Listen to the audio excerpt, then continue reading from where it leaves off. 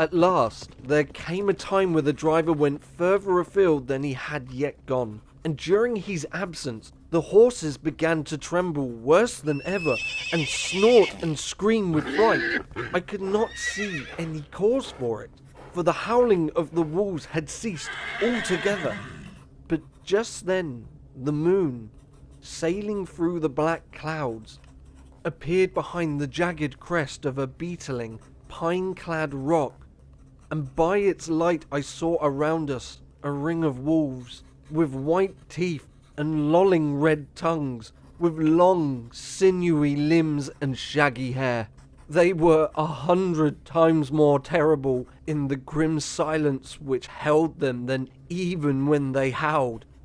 For myself, I felt a sort of paralysis of fear. It is only when a man feels himself face to face with such horrors that he can understand their true importance. All at once, the wolves began to howl, as though the moonlight had some peculiar effect on them. The horses jumped about and reared, and I looked helplessly around with eyes that rolled in a way painful to see. But the living ring of terror encompassed them on every side, and they had perforce to remain within it.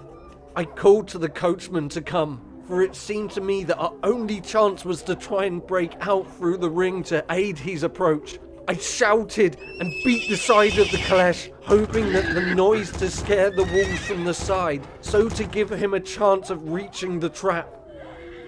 How he came there, I know not, but I heard his voice raised in a tone of imperious command, and looking towards the sound, saw him stand in the roadway.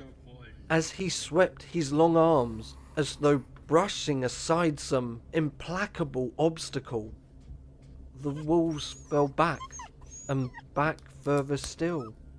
Just then a heavy cloud passed across the face of the moon, so that we were again in darkness.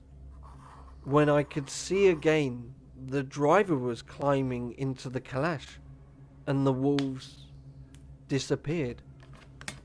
This was all so strange and uncanny that a dreadful fear came upon me, and I was afraid to speak or move.